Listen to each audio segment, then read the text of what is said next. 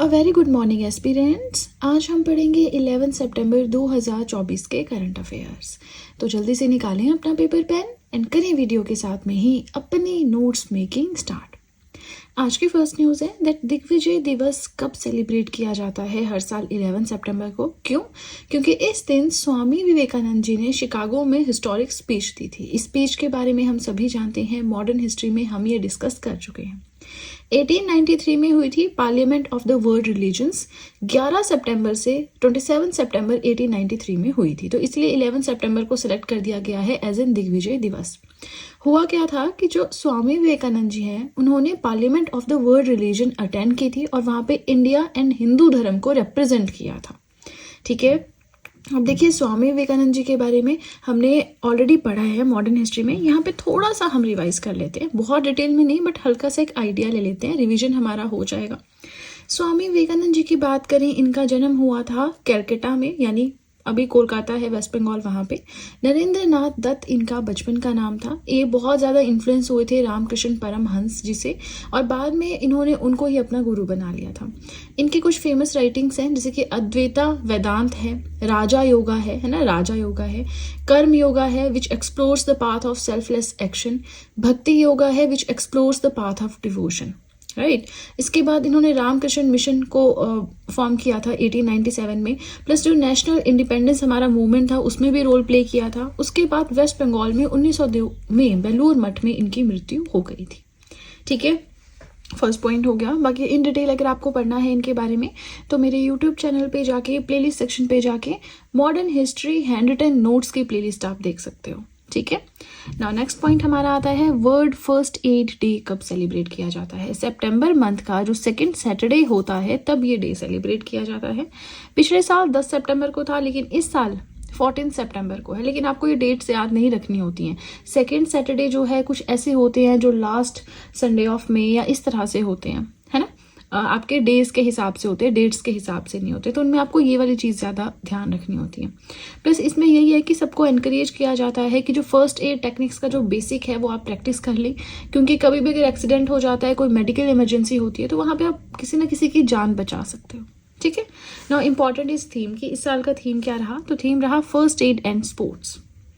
Right, चलिए इसी के साथ फर्स्ट पेज हो गया कंप्लीट। कोई भी डाउट हो कमेंट सेक्शन में पूछ सकते हैं। प्लस आप सभी से रिक्वेस्ट है कि वीडियो के साथ में नोट्स बनाते रहें, ये नोट्स आपके लिए काफ़ी ज़्यादा बेनिफिशियल प्रूव होंगे।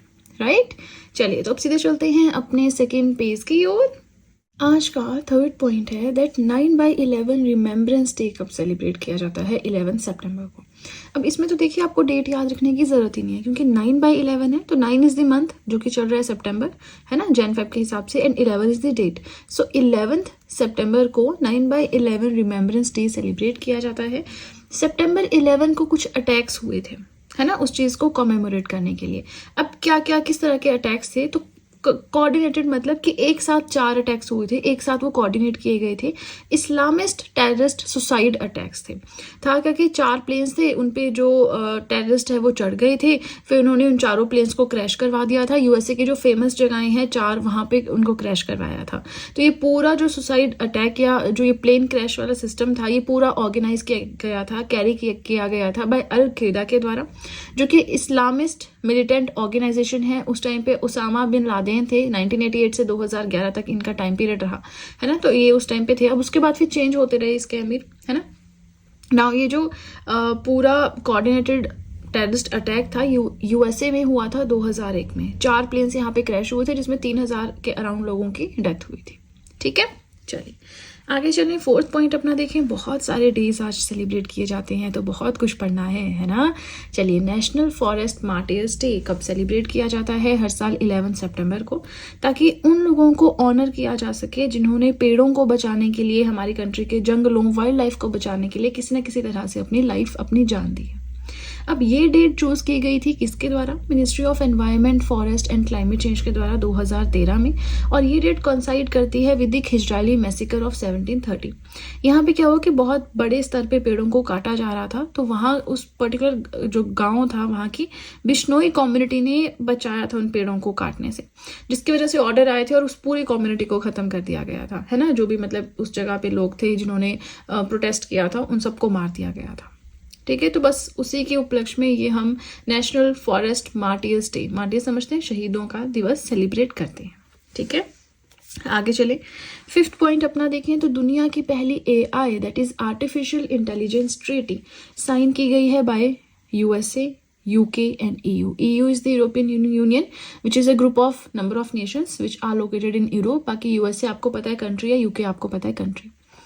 ना ये जो AI मानी आर्टिफिशियल इंटेलिजेंस के ऊपर बेस्ड एक ट्रीटी, एक संधि हुई है कि कैसे हम जो है आर्टिफिशियल इंटेलिजेंस को यूज़ कर सकते हैं, किस हद तक हम यूज़ कर सकते हैं, वो सारी चीज़ें इसमें हैं।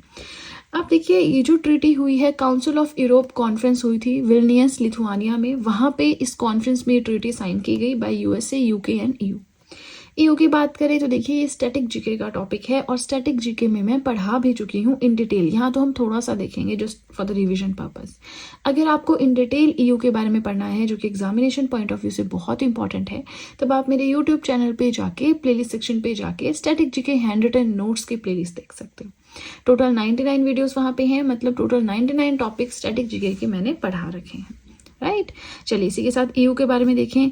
European union political and economic union है 27 देशों का, जो कि प्राइमरली यूरोप कॉन्टिनेंट में लोकेटेड है। कैपिटल है ब्रुसेल्स एंड फुल फॉर्म है यूरोपियन यूनियन, राइट। अब देखिए इसी के साथ सेकंड पेज भी होता है कंप्लीट, बट यहाँ पे बताना चाहूँगी कि आप सब चाहें तो GS हैंड रिटन नोट्स भी परचेज कर सकते हैं, जिसमें history, polity, geography, economics, current affairs, art and culture, biology, ये सारी PDFs आपको मिल जाएंगी। परचेज लिंक मैंने डिस्क्रिप्शन बॉक्स में दे रखा है, राइट। चलिए तो अब सीधे चलते हैं अपने 3rd पेज की ओर। आज का 6th पॉइंट है दैट ओनम फेस्टिवल रिसेंटली कहाँ पे सेलिब्रेट किया गया। देखिए वाइब्रेंट हार्वेस्ट फेस्टिवल है, सदर्न इंडिया जो दक्षिणी भारत है वहाँ पे सेलिब्रेट किया जाता है। 10 दिनों तक चलने वाला फेस्टिवल है।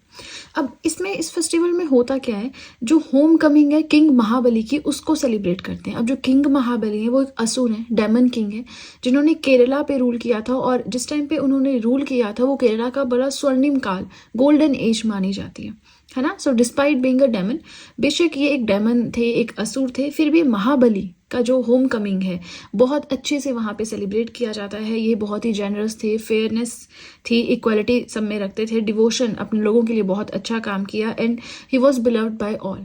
तो बस अपनी इन्हीं क्वालिटीज़ के लिए असुर होने के बावजूद ये वहाँ पे पूजे जाते हैं और इनके होम कमिंग की खुशियाँ मनाई जाती हैं, ठीक है। चलिए आगे चलें, 7th पॉइंट अपना देखें। So the first international solar festival, पहला इंटरनेशनल सोलर फेस्टिवल कहाँ पे हुआ है, दिल्ली में हुआ है। वर्चुअली एड्रेस किया गया है, मतलब ऑनलाइन इसे एड्रेस किया गया है by our prime minister Narendra Modi जी।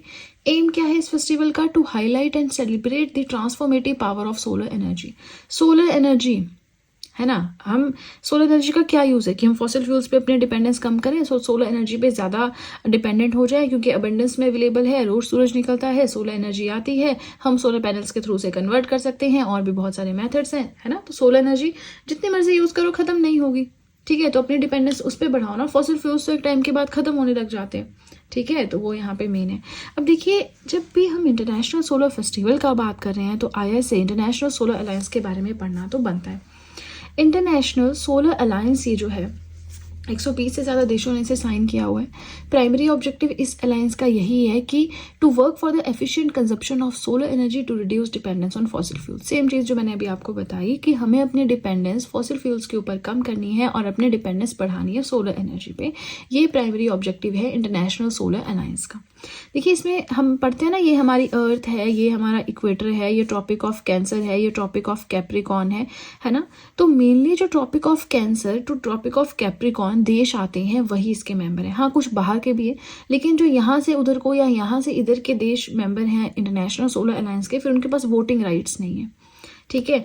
आगे अगर हम बात करें, अच्छा यही क्यों है, यही वाली कंट्रीज क्यों मेंबर रखा है बाहर, या ट्रॉपिक ऑफ कैंसर के ऊपर जो लाई करती हैं या ट्रॉपिक ऑफ कैप्रिकॉन के जो नीचे लाई करती हैं वो क्यों इसका मेंबर नहीं है, क्योंकि इन्हें कंसीडर किया जाता है सनशाइन कंट्रीज। हमने सन की मूवमेंट पढ़ी है, यहाँ से यहाँ, यहाँ से यहाँ, यहाँ से यहाँ, इतने में ही मूव करता है ना। तो सनलाइट जो है वो डायरेक्टली ओवरहेड यहाँ पे होगी, इससे आगे कभी सन जाएगा नहीं, तो बिल्कुल सीधी सनलाइट वहाँ पे होगी भी नहीं, है ना।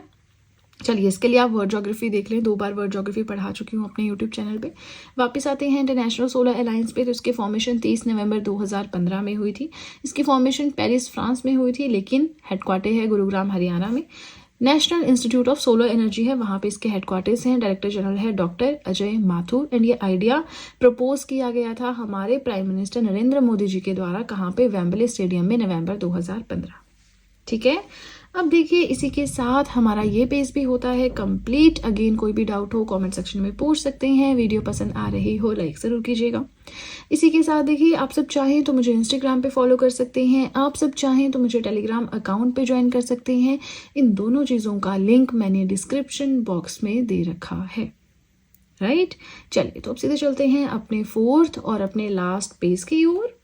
आज का 8th पॉइंट है that 6th joint committee meeting India और सऊदी अरेबिया के बीच में कहाँ पे हुई है, रियाद में हुई है। 6th एडिशन है इंडिया और सऊदी अरेबिया के बीच में, रियाद में हुई है ज्वाइंट कमेटी मीटिंग। यहाँ पे अलग अलग टॉपिक्स के ऊपर डिस्कशन की गई, जैसे कि मिलिट्री कोलैबोरेशन है, ज्वाइंट एक्सरसाइजेस को कैसे हम अच्छी ड्रिलिंग से इंप्रूव कर सकते हैं, ये सारी चीज़ें। ठीक है, डिस्कशन का टॉपिक कोई नहीं पूछेगा, लेकिन कौन सा एडिशन है, इन दो कंट्रीज़ के बीच में कहाँ पे हुआ, बस इतना ही क्वेश्चन आता है एग्जाम में।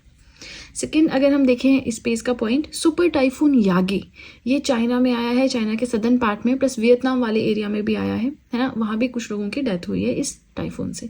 टाइफून है, हरिकेन है, साइक्लोन है, विली विली है, टॉर्नेडोज है, सेम चीज़ है, लेकिन अलग अलग जगह पे अलग अलग नाम से जाना जाता है। जैसे कि ऑस्ट्रेलिया में हम क्या बोलते हैं, इसको विली विलीज बोलते हैं। अच्छा, इंडिया में या इंडिया के साथ जो वाला पार्ट है वहाँ पे क्या बोलते हैं, इसको साइक्लोन्स बोलते हैं। चाइना वाले पार्ट में टाइफून बोलते हैं, यूएसए कैरिबियन वाले पार्ट में टॉर्नेडोज बोलते हैं। अलग अलग जगह अलग अलग है ना। अब ये कहाँ पे मिलेगा आपको, ये भी मैंने पढ़ाया है, तो ये भी वर्ल्ड ज्योग्राफी में बहुत अच्छे से मैंने पढ़ाया है। नहीं आपने वीडियोस देखी हैं, यूट्यूब चैनल पे जाएं, मेरे प्लेलिस्ट सेक्शन पे जाएं एंड वहाँ पे जाके world geography hand written notes या world geography one liner series की प्लेलिस्ट आप देख सकते हो। ठीक है, देखिए हर चीज़ में अगर यहाँ पे स्टैटिक वाला ऐड करना शुरू कर दूंगी तो वीडियो में करंट अफेयर्स कम रह जाएंगे और दूसरा वाला पार्ट ज़्यादा हो जाएगा। तो जो मुझे इंपॉर्टेंट लगता है, जैसे ISA इंपॉर्टेंट था आपका, है ना, EU आपका इंपॉर्टेंट था, तो वो मैंने पढ़ा दिया। अब ये वर्ल्ड ज्योग्राफी से ही टोटली रिलेटेड है, तो आपको वहीं जाके पढ़ना होगा। रेफरेंस मैंने आपको दे दिया कि आपको कहाँ मिलेगा। ओके, 10th पॉइंट हम देखें, so 5th edition of defence cooperation dialogue between India and Maldives, India और मालदीव के बीच में मीटिंग हुई है, 5th एडिशन हुआ है न्यू दिल्ली में। ये है डिफेंस कॉपरेशन, यानी दोनों देशों में डिफेंस सेक्टर को कैसे हम और इम्प्रूव कर सकते हैं, उसके ऊपर यहाँ पे डिस्कशंस हुई हैं। Right, 11th part. अच्छा, पेरिस पैरालंपिक्स अब खत्म हो चुके हैं पूरे अच्छे से, है ना। इंडिया की रैंकिंग आ गई, आपको पता होगा 18th रैंक है, 29 मेडल्स हैं, 7 गोल्ड है ना।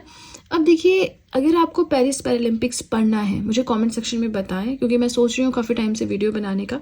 तो फिर नेक्स्ट यानी आज मैं शाम तक या फिर कल तक मैं वीडियो अपलोड कर दूंगी, क्योंकि मेरे खुद के, मुझे ऐसा लग रहा है कि Paris Paralympics examination point of view से बहुत इंपॉर्टेंट है। तो उसमें हर एक चीज़ मैं ऐड करूंगी, थोड़ा सा भी रिसर्च कर भी रही हूँ, उसके बारे में स्टडी कर भी रही हूँ मैं। तो अगर आप चाहते हैं कि इसके ऊपर मैं अलग से वीडियो लेकर आऊँ, मुझे कॉमेंट सेक्शन में बताएं। जितने ज़्यादा कमेंट्स होंगे, मतलब आप लोग सीरियसली चाहते हैं, अगर 1-2 कमेंट्स होंगे या ना होंगे तब तो डेफिनेटली वीडियो नहीं आएगी, है ना।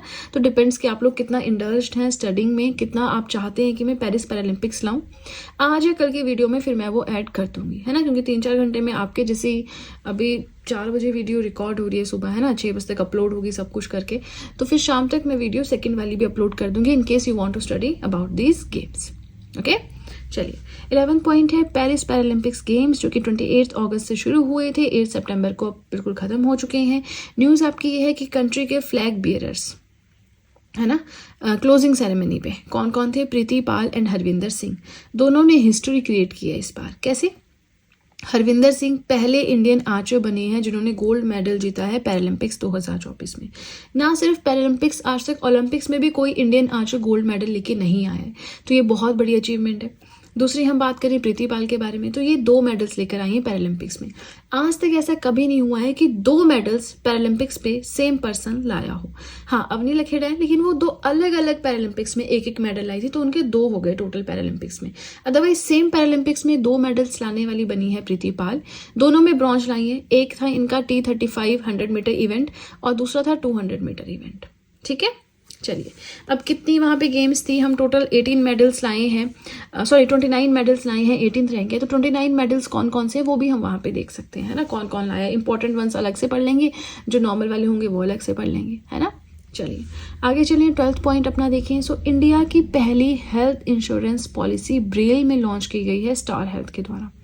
चलिए न्यूज़ तो आप याद कर लेंगे। ये ब्रेल क्या होता है? ये एक लिपि होती है।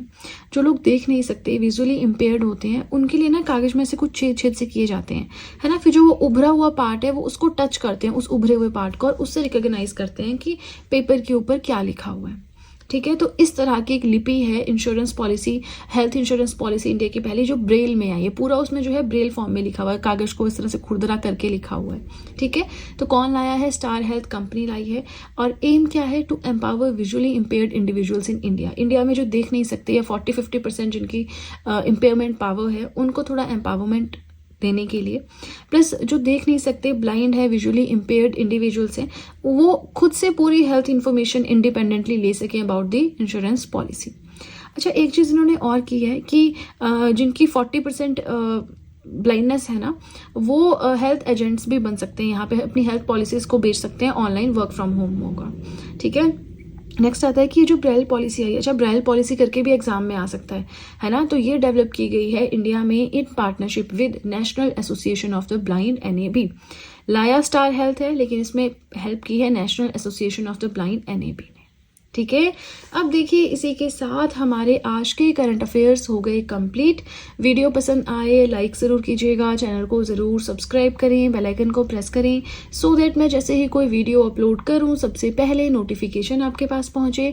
प्लस जो भी आपके फ्रेंड्स हैं जो भी गवर्नमेंट एग्जाम्स के लिए प्रिपेयर कर रहे हैं, उनके साथ भी मेरे चैनल का लिंक ज़रूर शेयर करें, so that in hand written notes का उन्हें भी कुछ फ़ायदा हो सके। तो चलिए फ्रेंड्स, आज के लिए इतना ही। अब हम मिलेंगे नेक्स्ट वीडियो में। So that's it and see you soon.